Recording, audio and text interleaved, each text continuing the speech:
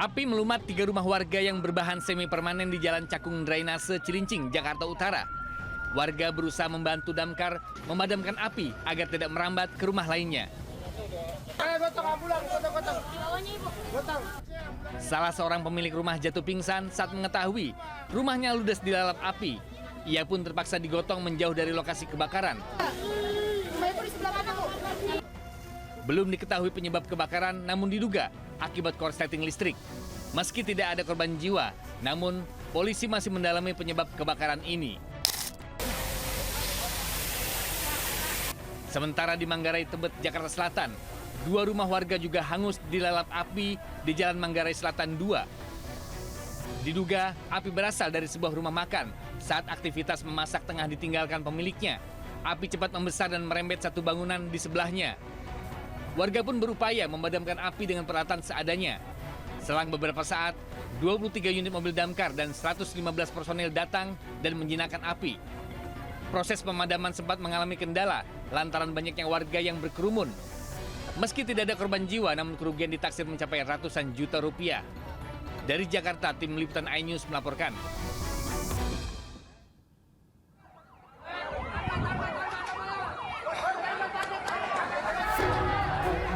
Tragedi kebakaran maut hingga menyebabkan 11 orang tewas terjadi di 4 ruko Jalan Sulawesi Wamena. Api cepat membesar dan merembet bangunan yang berdempetan.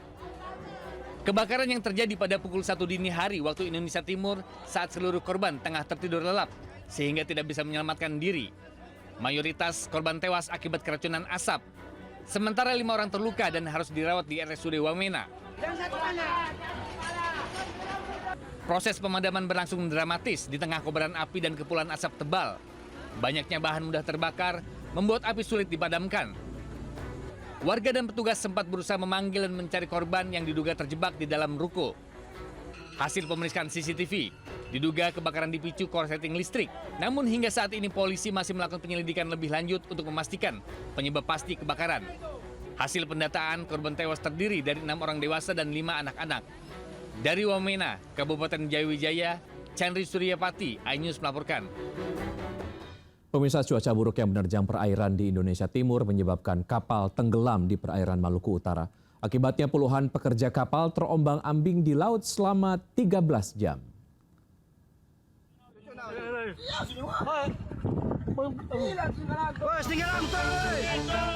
Puluhan anak buah kapal Nazila 05 panik akibat kapal mereka dihantam gelombang tinggi hingga tenggelam di perairan Taliabu, Maluku Utara pada Senin dini hari 30 Maret 2026.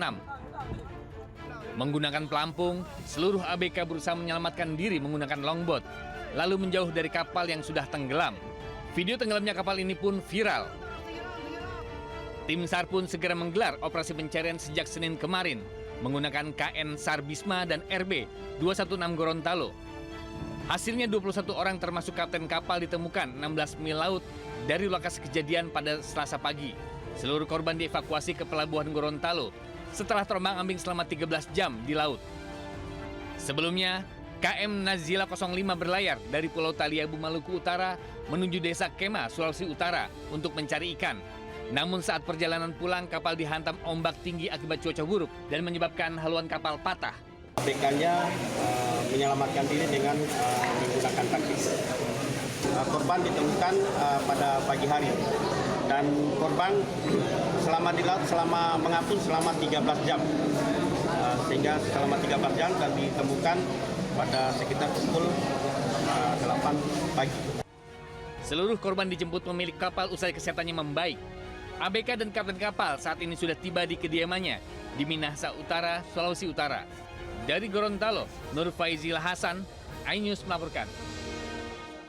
Hubungan percintaan yang tidak sehat atau toxic relationship terus saja berulang. Seorang pria tega menganiaya kekasihnya hingga babak belur lantaran terbakar api cemburu di Makassar, Sulawesi Selatan.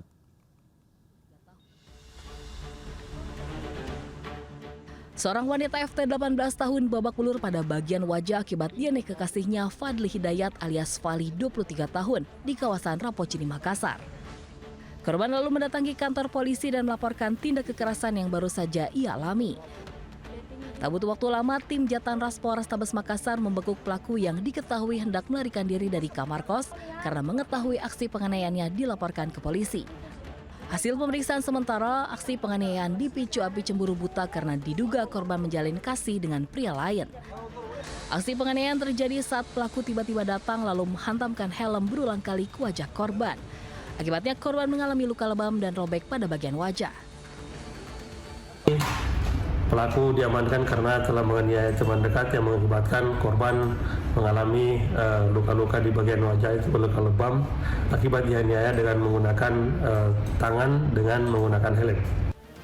Saat ini pelaku sudah ditahan di Polres Rapocini untuk menjalani proses hukum lebih lanjut. Dari Makassar, Sulawesi Selatan, Syahrul Adiaksa, iNews melaporkan. Sindikat penjualan bayi di Medan, Sumatera Utara terbongkar. 6 pelaku termasuk ibu kandung bayi yang hendak menjual anaknya tersebut seharga 25 juta rupiah ditangkap.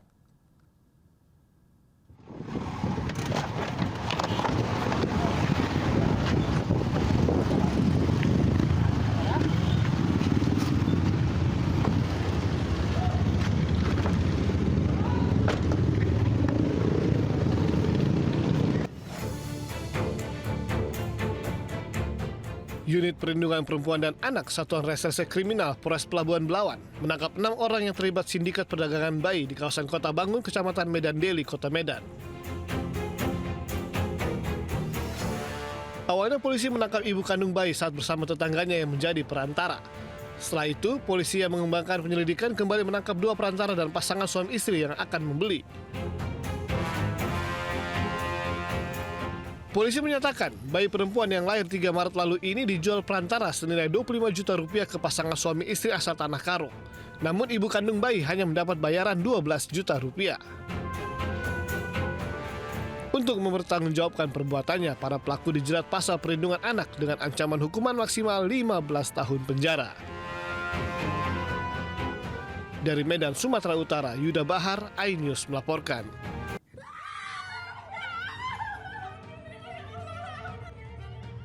Ditemani ayah bundanya, tangis haru bahagia pecah saat Kinantia Ayu, siswi SMA Lab School Kebayoran, Jakarta ini dinyatakan lolos Fakultas Hukum UI jalur seleksi nasional berdasarkan prestasi atau SNBP.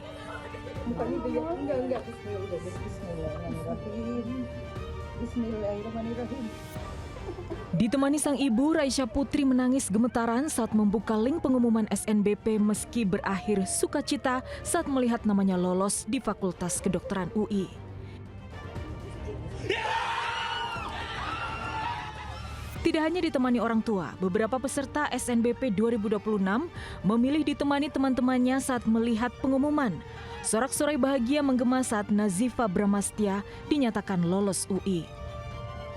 Kemarin, ratusan ribu orang tua ikut harap-harap cemas menemani putra-putrinya melihat langsung pengumuman SNBP secara online.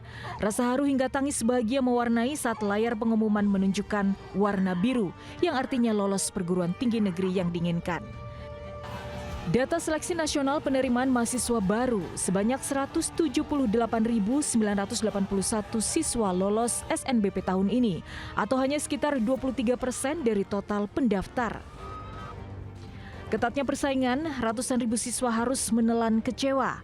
Namun tidak patah semangat karena masih ada jalur lolos PTN lain seperti SNBT, UTBK, dan jalur mandiri.